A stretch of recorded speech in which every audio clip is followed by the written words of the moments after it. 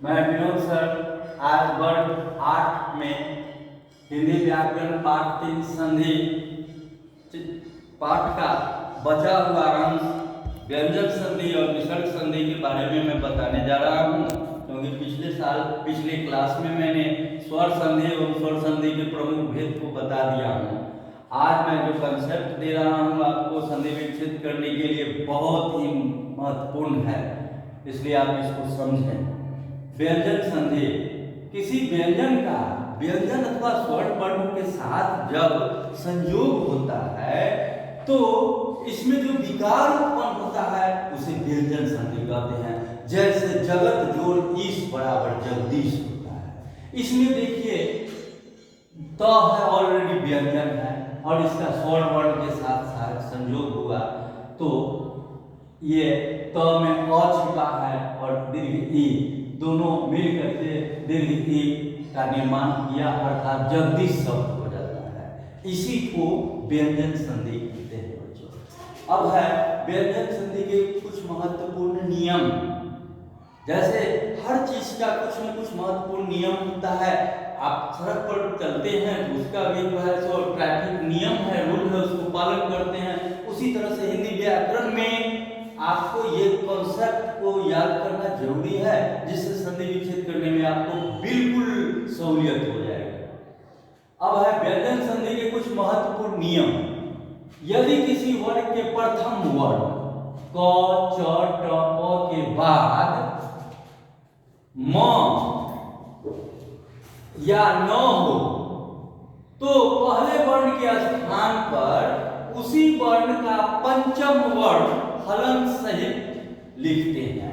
जैसे जगत जोड़ नाम, इसमें देखिए जगत जोड़ नाम जगन्नाथ शब्द है।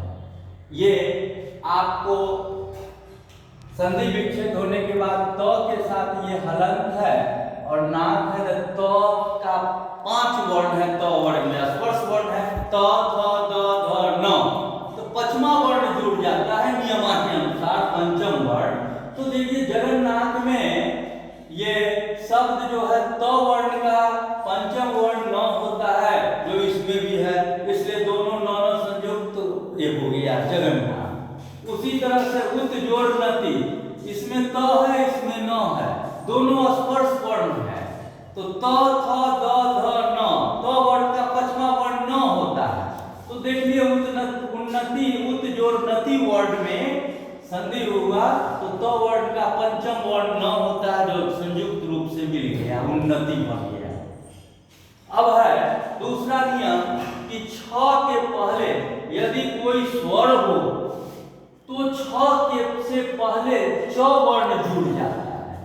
जैसे बीह जोड़ छेद, इसमें तो आधा छ है नहीं, लेकिन बी जोड़ छेद बनने से विच्छेद हुआ तो यहाँ पर विच्छेद में आधा च जुट गया।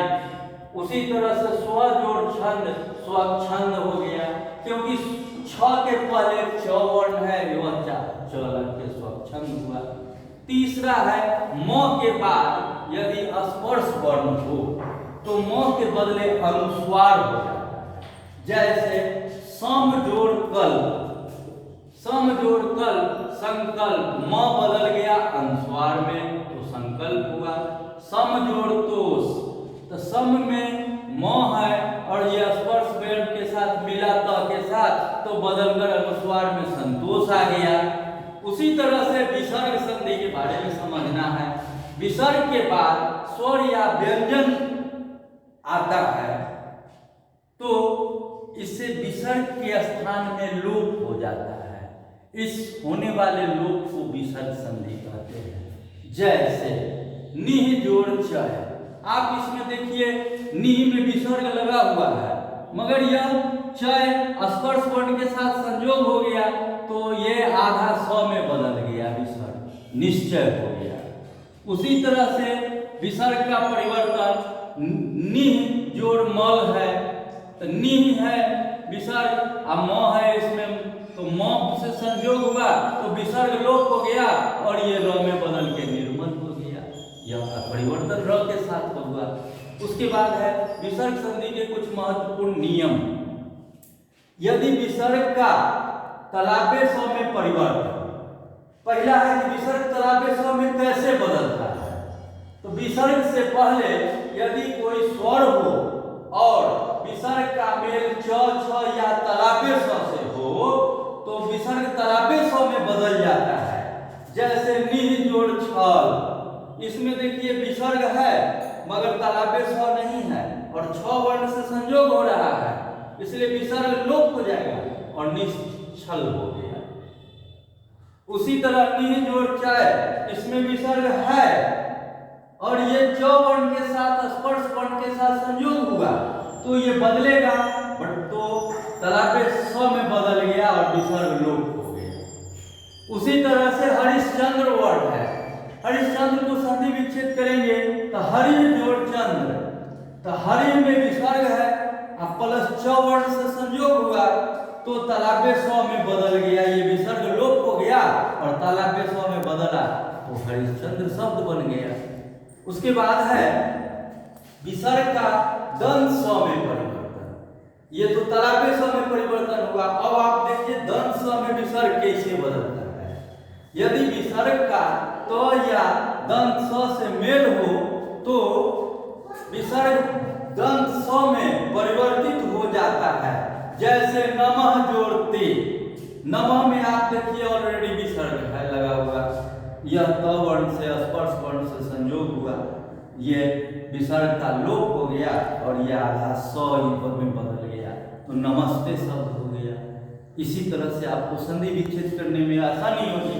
निह जोड़ते, तो निह में आप गौर से देखिए विसर्ग लगा हुआ है और स्पर्श वर्ण तो से इसका संयोग हो रहा है, तो जो ही दोनों मिलेगा तो बराबर होने के बाद ये विसर्ग लोप हो जाएगा और इसके बदले में दंत स्व आधा लग जाएगा तो निस्तेज वर्ड होगा। निस्तेज का मतलब जिसमें कोई तेज नहीं हो, जिसमें शार्पनेस नहीं हो, जिसमें धार नहीं हो। लेकिन तुम लोग तो धारदार छात्र हो, परिश्रम करो। देखो अब इसके आगे आप लोगों को संधि विच्छेद करने में सहूलियत होगी। Thank you.